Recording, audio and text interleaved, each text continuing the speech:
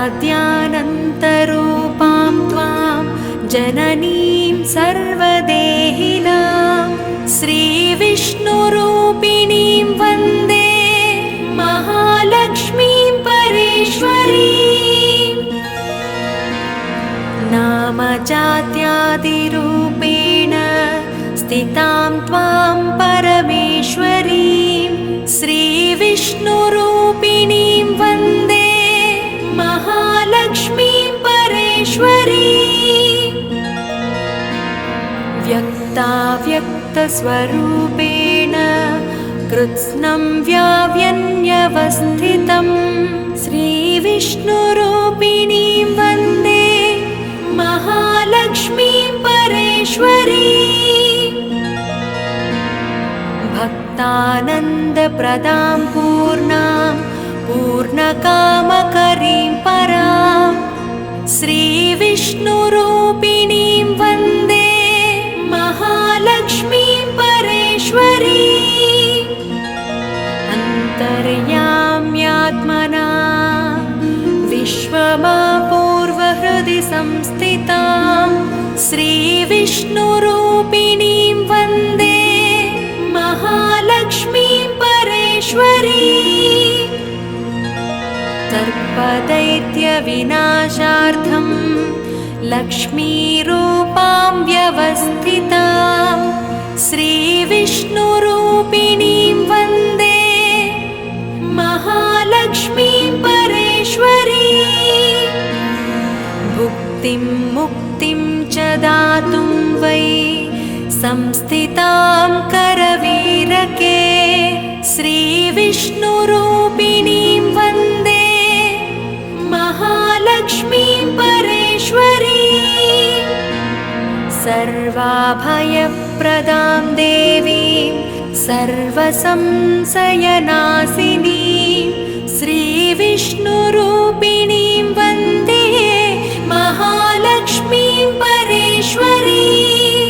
महालक्ष्मीं परेश्वरीं।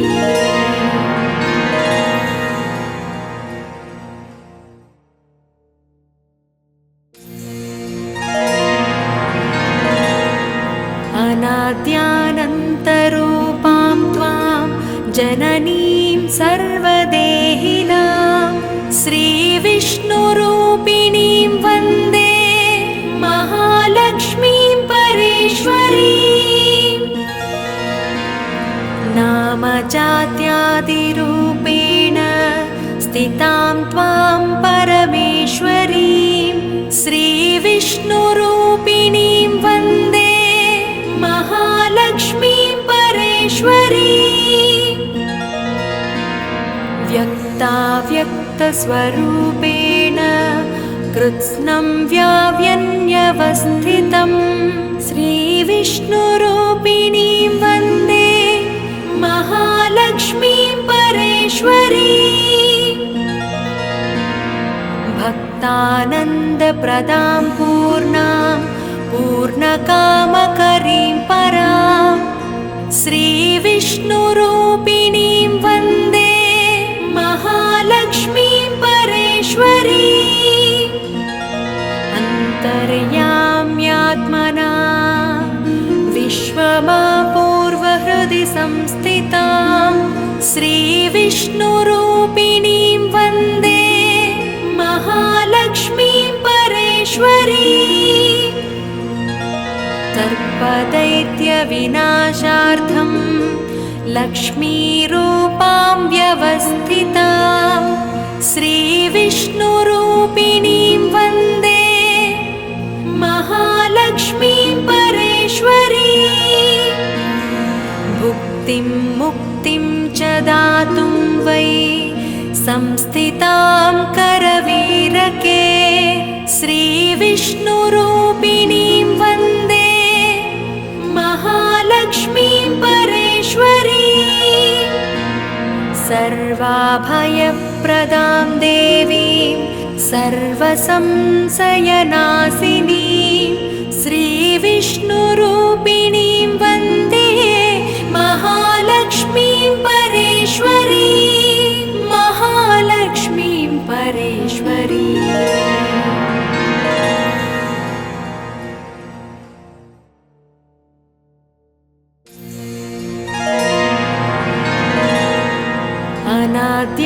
अनाद्यानन्तरूपां त्वां जननीं सर्वदेहिनां श्रीविष्णुरूपिणीं वन्दे महालक्ष्मीं परेश्वरीम्। नामजात्यादिरूपेण स्थितां त्वां परमेश्वरीं श्रीविष्णुरूपिणीं वन्दे महालक्ष्मीं परेश्वरीम्। व्यक्ताव्यक्तस्वरूपेण कृत्स्नं व्याव्यन्यवस्थितं श्रीविष्णुरूपिणीं वन्दे महालक्ष्मीं परेश्वरीम्। भक्तानन्दप्रदां पूर्णां पूर्णकामकरीं परां श्रीविष्णुरूपिणीं वन्दे महालक्ष्मीं परेश्वरीम्। अन्तर्याम्यात्मना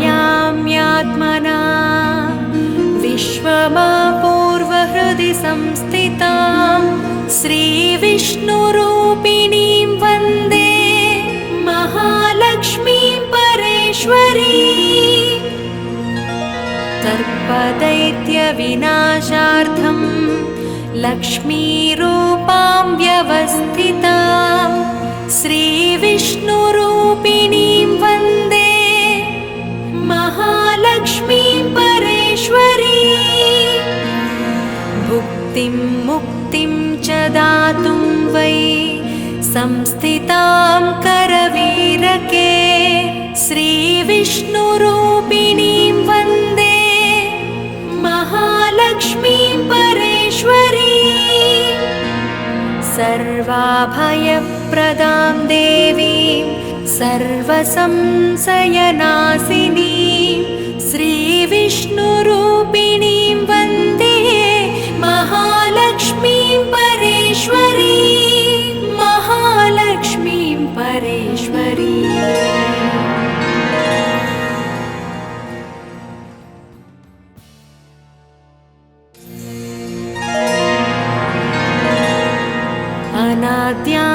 अनाद्यानन्तरूपां त्वां जननीं सर्वदेहिनां श्रीविष्णुरूपिणीं वन्दे महालक्ष्मीं परेश्वरीम्। नामजात्यादिरूपेण स्थितां त्वां परमेश्वरीं श्रीविष्णुरूपिणीं वन्दे महालक्ष्मीं परेश्वरीम्।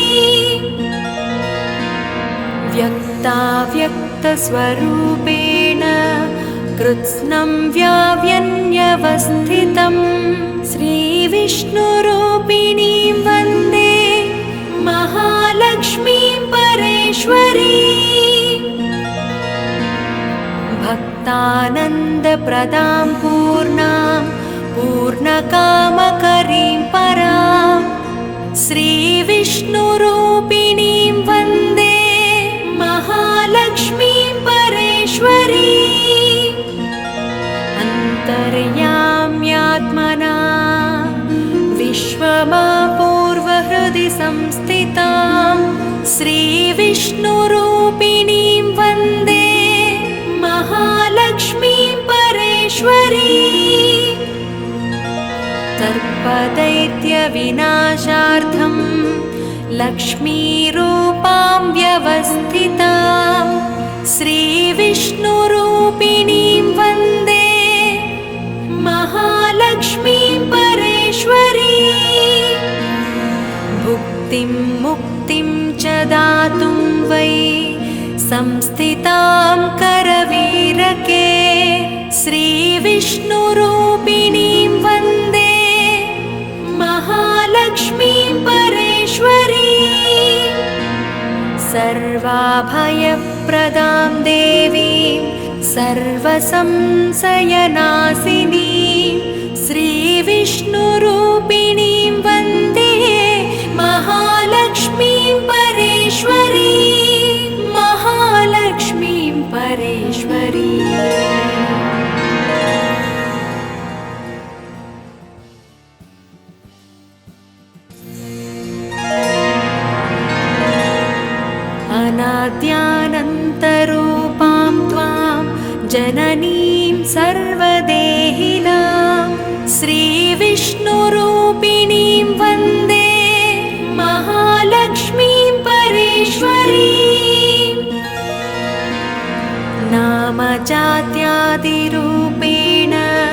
स्थितां त्वां परमेश्वरीं श्रीविष्णुरूपिणीं वन्दे महालक्ष्मीं परेश्वरीं व्यक्ताव्यक्तस्वरूपेण कृत्स्नं व्याव्यन्यवस्थितं श्रीविष्णुरूपिणीं वन्दे महालक्ष्मीं परेश्वरीं भक्तानन्दप्रदां पूर्णां पूर्णकामकरीं परां श्रीविष्णुरूपिणीं वन्दे महालक्ष्मीं परेश्वरीं अन्तर्याम्यात्मना विश्वमापूर्वहृदि संस्थितां श्रीविष्णुरूपिणीं वन्दे महालक्ष्मीं परेश्वरीं सर्पदैत्यविनाशार्थं लक्ष्मीरूपां व्यवस्थितां श्रीविष्णुरूपिणीं वन्दे महालक्ष्मीं परेश्वरीं भुक्तिं मुक्तिं च दातुं वै संस्थितां करवीरके श्रीविष्णुरूपिणीं वन्दे महालक्ष्मीं परेश्वरीं सर्वाभयप्रदां देवीं सर्वसंशयनाशिनीं श्रीविष्णुरूपिणीं वन्दे महालक्ष्मीं परेश्वरीं महालक्ष्मीं परेश्वरीं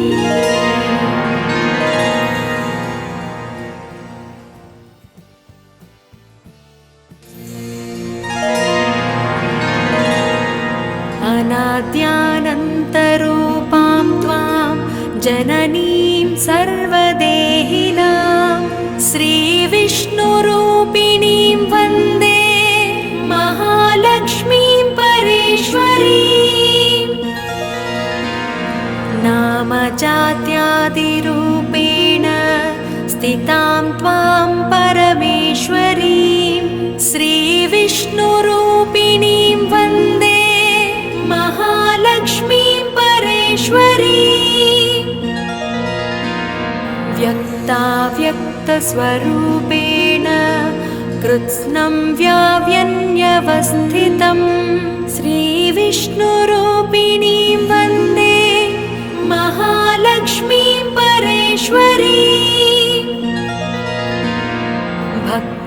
भक्तानन्दप्रदां पूर्णां पूर्णकामकरीं परां श्रीविष्णुरूपिणीं वन्दे महालक्ष्मीं परेश्वरीं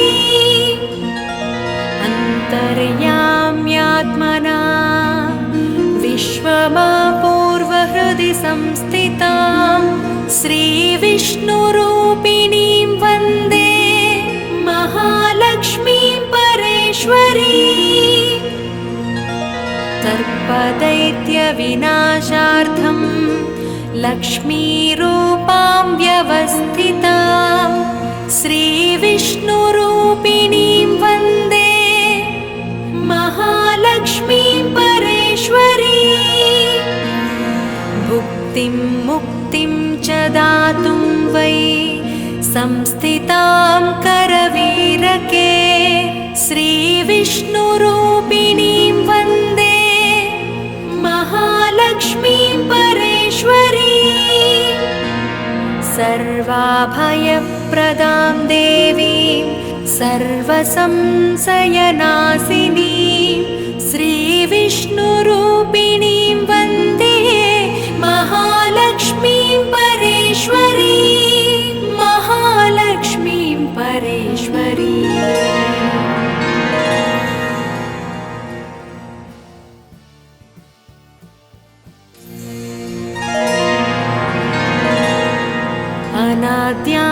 अनाद्यानन्तरूपां त्वां जननीं सर्वदेहिनां श्रीविष्णुरूपिणीं वन्दे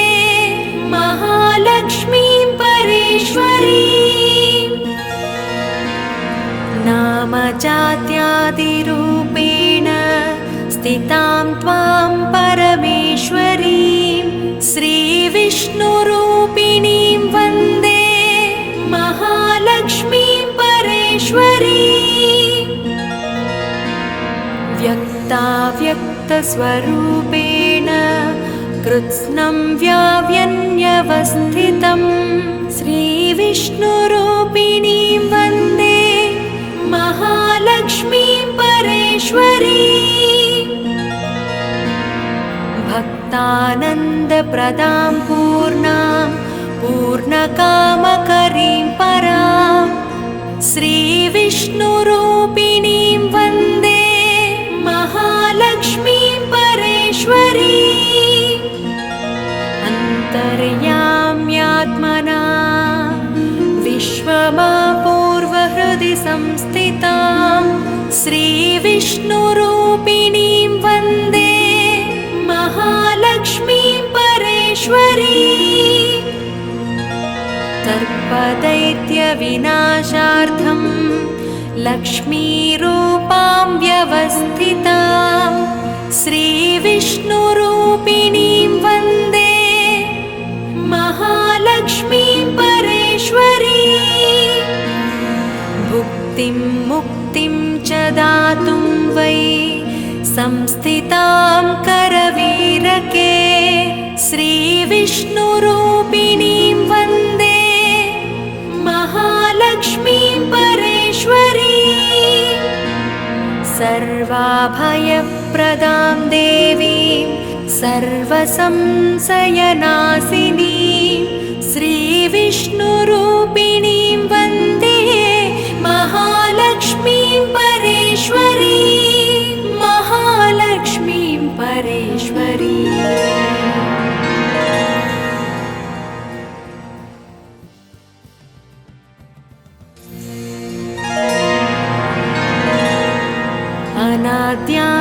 अनाद्यानन्तरूपां त्वां जननीं सर्वदेहिनां श्रीविष्णुरूपिणीं वन्दे महालक्ष्मीं परेश्वरीं नामजात्यादिरूपेण स्थितां त्वां परमेश्वरीं श्रीविष्णुरूपिणीं वन्दे महालक्ष्मीं परेश्वरीं व्यक्ताव्यक्तस्वरूपेण कृत्स्नं व्याव्यन्यवस्थितं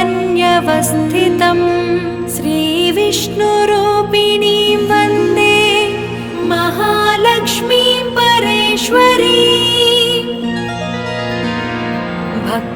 भक्तानन्दप्रदां पूर्णां पूर्णकामकरीं परां श्रीविष्णुरूपिणीं वन्दे महालक्ष्मीं परेश्वरीं अन्तर्याम्यात्मना विश्वमापूर्वहृदि संस्थितां श्रीविष्णुरूपिणीं वन्दे महालक्ष्मीं परेश्वरीं सर्पदैत्यविनाशार्थं लक्ष्मीरूपां व्यवस्थितां श्रीविष्णुरूपिणीं वन्दे महालक्ष्मीं परेश्वरीं भुक्तिं मुक्तिं च दातुं वै संस्थितां करवीरके श्रीविष्णुरूपिणीं वन्दे महालक्ष्मीं परेश्वरीं सर्वाभयप्रदां देवीं सर्वसंशयनाशिनीं श्रीविष्णुरूपिणीं वन्दे महालक्ष्मीं परेश्वरीं महालक्ष्मीं परेश्वरीं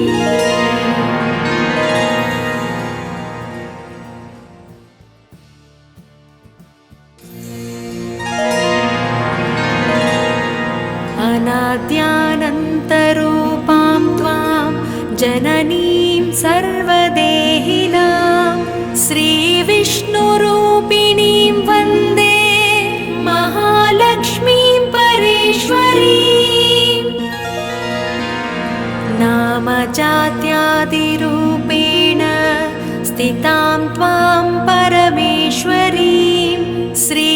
श्रीविष्णुरूपिणीं वन्दे महालक्ष्मीं परेश्वरीं व्यक्ताव्यक्तस्वरूपेण कृत्स्नं व्याव्यन्यवस्थितं श्रीविष्णुरूपिणीं वन्दे महालक्ष्मीं परेश्वरीं भक्तानन्दप्रदां पूर्णां पूर्णकामकरीं परां श्रीविष्णुरूपिणीं वन्दे महालक्ष्मीं परेश्वरीं अन्तर्याम्यात्मना विश्वमापूर्वहृदि संस्थितां श्रीविष्णुरूपिणीं वन्दे महालक्ष्मीं परेश्वरीं सर्पदैत्यविनाशार्थं लक्ष्मीरूपां व्यवस्थितां श्रीविष्णुरूपिणीं वन्दे महालक्ष्मीं परेश्वरीं भुक्तिं मुक्तिं च दातुं वै संस्थितां करवीरके श्रीविष्णुरूपिणीं वन्दे महालक्ष्मीं परेश्वरीं सर्वाभयप्रदां देवीं सर्वसंशयनाशिनीं श्रीविष्णुरूपिणीं वन्दे महालक्ष्मीं परेश्वरीं महालक्ष्मीं परेश्वरीं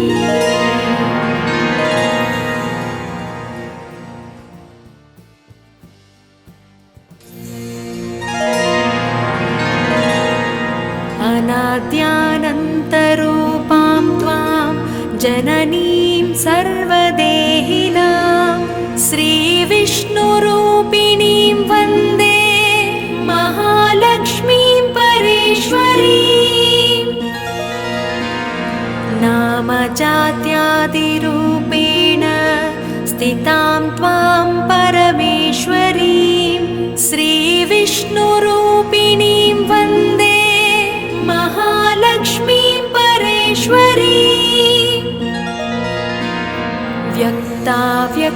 व्यक्ताव्यक्तस्वरूपेण कृत्स्नं व्याव्यन्यवस्थितं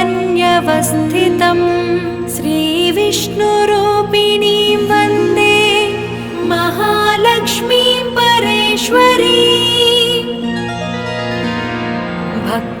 भक्तानन्दप्रदां पूर्णां पूर्णकामकरीं परां श्रीविष्णुरूपिणीं वन्दे महालक्ष्मीं परेश्वरीं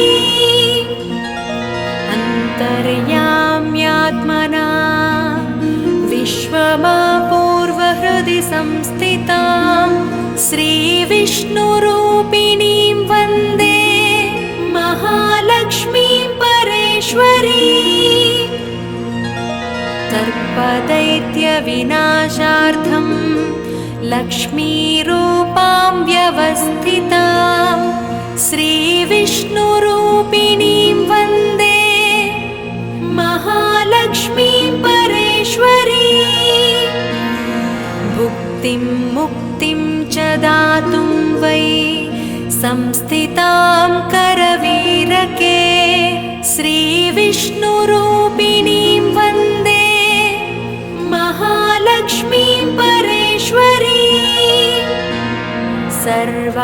सर्वाभयप्रदां देवीं सर्वसंशयनाशिनीं श्रीविष्णुरूपिणीं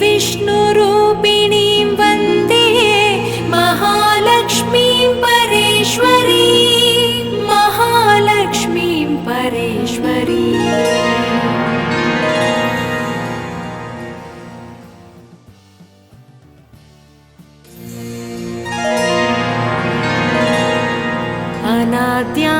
अनाद्यानन्तरूपां त्वां जननीं सर्वदेहिनां श्रीविष्णुरूपिणीं वन्दे महालक्ष्मीं परेश्वरीं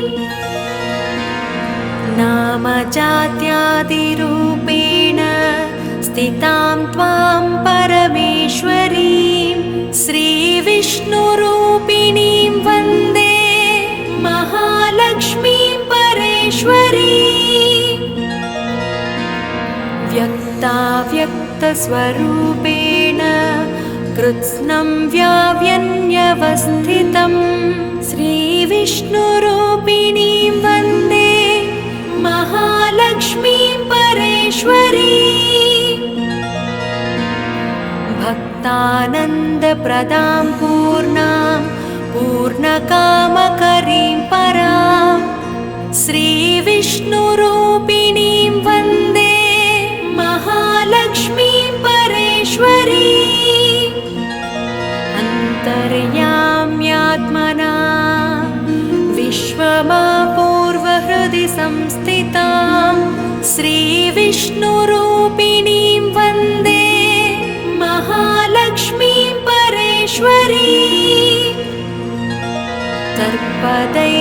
सर्पदैत्यविनाशार्थं लक्ष्मीरूपां व्यवस्थितां श्रीविष्णुरूपिणीं वन्दे महालक्ष्मीं परेश्वरी भुक्तिं मुक्तिं च दातुं वै संस्थितां करवीरके श्रीविष्णुरूपिणीं वन्दे महालक्ष्मीं परेश्वरी सर्वाभयप्रदां देवीं सर्वसंशयनाशिनीं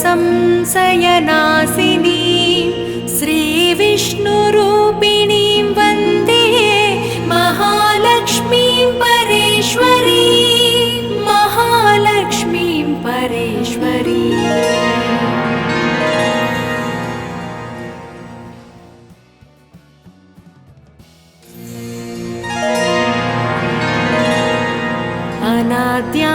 अनाद्यानन्तरूपां त्वां जननीं सर्वदेहिनां श्रीविष्णुरूपिणीं वन्दे महालक्ष्मीं परेश्वरी नामजात्यादिरूपेण स्थितां त्वां परमेश्वरीं श्रीविष्णुरूपिणीं वन्दे महालक्ष्मीं परेश्वरी